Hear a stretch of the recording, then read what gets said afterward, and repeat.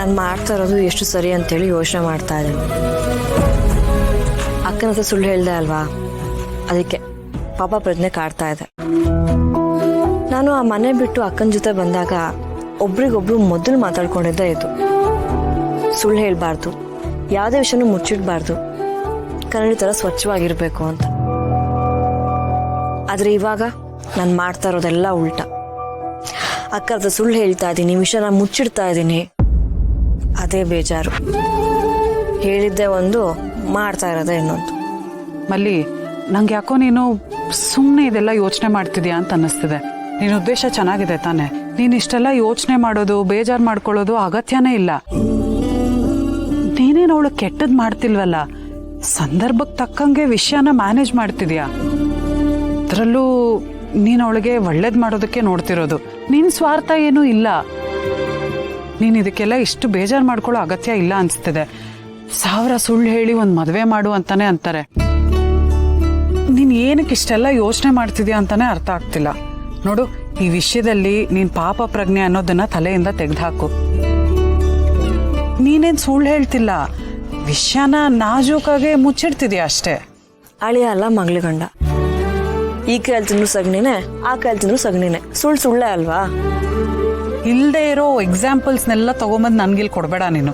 ನೋಡು, first of all ನೀನು ಯೋಚನೆ ಮಾಡ್ತಿರೋದು ಈ ಗೊಂದಲ, ಇದನ್ನೆಲ್ಲ ತಲೆಯಿಂದ ತೆಗೆದುಹಾಕು. ಈ ವಿಷಯದಲ್ಲಿ ಪಾಪ ಪ್ರಜ್ಞೆ ಬೇಡ ಅಂದ್ರೆ ಬೇಡ, ಗೊತ್ತಾಯ್ತಾ? ನಾವಿಷ್ಟೆಲ್ಲ ಮಾಡ್ತಿರೋದು ಅವರಿಬ್ರು ಒಂದಾಗ್ಲಿ ಅಂತ ತಾನೆ. ನಮ್ಮಿಬ್ರಿಗೂ ಬೇಕಾಗಿರೋದು ಅದೇ, ಅವರಿಬ್ರು ಒಂದಾಗಿ ಖುಷಿಯಾಗಿ ಚೆನ್ನಾಗಿರ್ಲಿ ಅನ್ನೋದು. ಅದು ಮಾತ್ರ ತಲೆಯಲ್ಲಿರ್ಲಿ. ಏನೋ ಈ ವಿಷಯ ಅಕ್ಕನಿಗೆ ಗೊತ್ತಾಗ್ದಿದ್ರೆ ಸಾಕು. ನಾ ಸುಳ್ಳು ಹೇಳ್ತಾ ಇದ್ದೀನಿ, ವಿಷಯ ನಾನು ಮುಚ್ಚಿಡ್ತಿದ್ದೀನಿ ಅಂತ ಅಕ್ಕನಿಗೆ ಏನಾದರೂ ಗೊತ್ತಾದ್ರೆ ಅವ್ರ ಮನಸ್ಸು ಹೊಡೆದೋಗುತ್ತೆ. ಆಮೇಲೆ ನಾನು ಜೋಡ್ಸೋಕ್ಕೂ ಆಗಲ್ಲ. ಅಕ್ಕಂಗೆ ಬೇಜಾದ್ರೆ ನಂಗೆ ನೋಡೋಕ್ಕಾಗಿಲ್ಲ. ಹೇಗಾಗುತ್ತೆ ಬೇಜಾರು? ಅವ್ರಿಗೆ ಗೊತ್ತಾದ್ರೆ ತಾನೇ ಬೇಜಾರಾಗೋದಕ್ಕೆ. ಗೊತ್ತಾಗದೆ ಇರೋ ಹಾಗೆ ನಾವು ನೋಡ್ಕೊಳ್ಳೋಣ ಬಿಡು, ತಲೆ ಕೆಡಿಸ್ಕೋಬೇಡ. ನಂಗೊಂದು ಸಹಾಯ ಮಾಡ್ತೀರಾ? ಏನು?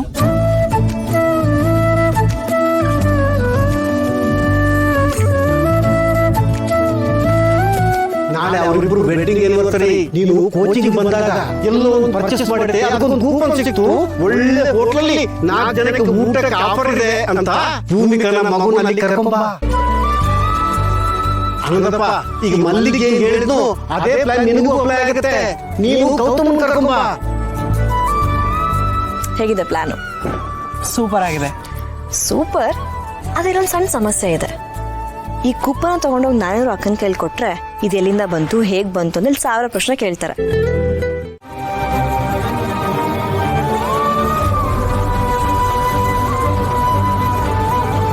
ಅಕ್ಕೋರೆ, ನನಗೆ ಒಂದ್ ಅರ್ಥ ಆಗ್ತಾ ಇಲ್ಲ. ನಿಮ್ಗೆ ಈ ಕೋಪ ಬೇಜಾರು ಏನಕ್ಕೆ ಆಗ್ತಾ ಇದೆ ಅಂತ. ಅಪ್ಪು ಅವ್ರ ಮನೆಗೆ ಹೋಗಿದ್ದಾನೆ ಅಂತನಾ, ಅಥವಾ ಅಪ್ಪುನ ಮಾತಾಡ್ಸ್ತಾ ಇದಾರೆ, ನಿಮ್ಮ ಹತ್ರ ಮಾತಾಡ್ಸ್ತಾ ಇಲ್ಲ ಅಂತನಾ? ಹೇಳಿ ಹೇಳಿ ಹೇಳಿ ಹೇಳಿ, ಏನ್ ವಿಷಯ ಅಂತ. ಎಷ್ಟು ಸಲ ಹೇಳಿದೆ ಅಪ್ಪು ಮನೇಲಿ ಇರ್ಬೇಕಾದ್ರೆ ಅವ್ರ ವಿಷಯ ಎತ್ತಬೇಡ ಅಂತ, ಆದ್ರೂ ಅದನ್ನೇ ಮಾಡ್ತೀಯ.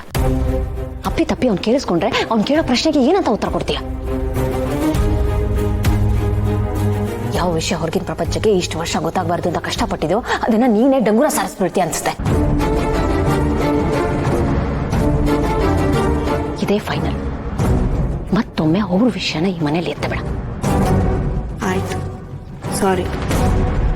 ಪ್ರತಿ ಸಲ ಸಾರಿ ಹೇಳ್ತೀಯ, ಮತ್ತೆ ಮತ್ತೆ ಅದನ್ನೇ ಮಾಡ್ತೀಯ. ದಯವಿಟ್ಟು ಈ ವಿಷಯದಲ್ಲಿ ಇದು ನಿನ್ ಕೊನೆಯ ಸಾರಿ ಆಗಿರ್ಲಿ. ಸಾರಿ.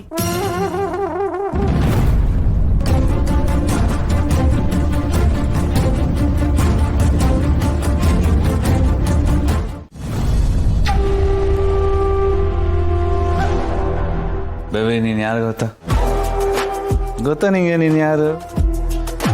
ಒಳ್ಳೆಯವಳು ಬೇಬಿ. ಎಲ್ರು ಗಂಡಂಗೆ ಬೆಳಗ್ಗೆ ಕಾಫಿ ಕೊಟ್ರೆ ನೀನು ನೋಡು ಬೇಬಿ, ಎಷ್ಟು ಪ್ರೀತಿಯಿಂದ ಎಣ್ಣೆ ಹಾಕೊಟ್ಟಿದ್ಯಾ ನನಗೆ. ಬಲೆ ಬಲೆ ಬಲೆ ಬಲೆ ಬಲೆ ಬಲೆ ಚಾಣ, ಸೋ ಸ್ವೀಟ್. ಒಳ್ಳೆಯವಳು ಬೇಬಿ, ನೀನು ಸಿಕ್ಕಾಪಟ್ಟೆ ಒಳ್ಳೆಯವಳು. Good girl, you are good girl baby. Full ಒಳ್ಳೆಯವಳು.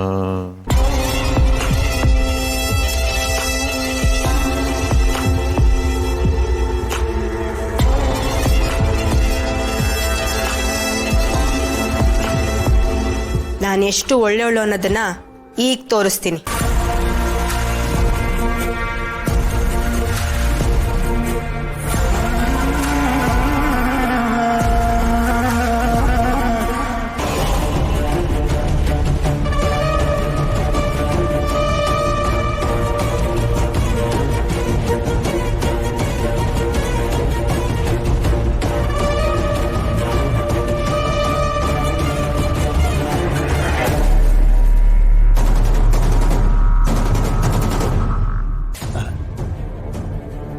ಇವನೇನು ಬೆಳಗ್ಗೆ ಕುರ್ತು ಟೈಟಾಗಿ ಮಲಗಿದಾನೆ.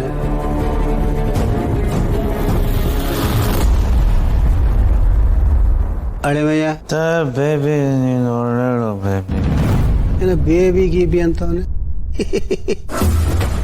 ಇವನನ್ನು ನಾನು ಹಾಳು ಮಾಡಬೇಕಾಗಿಲ್ಲ, ತನ್ನಿಂದ ತಾನೇ ಎಕ್ಕುಟ್ಟು ಹೋಗ್ತಾವನೆ.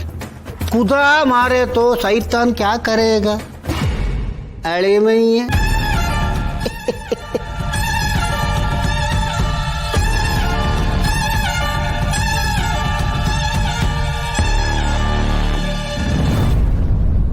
ಏನೋ ಶಬ್ದ ಬರ್ತಾ ಇದೆಯಲ್ಲ.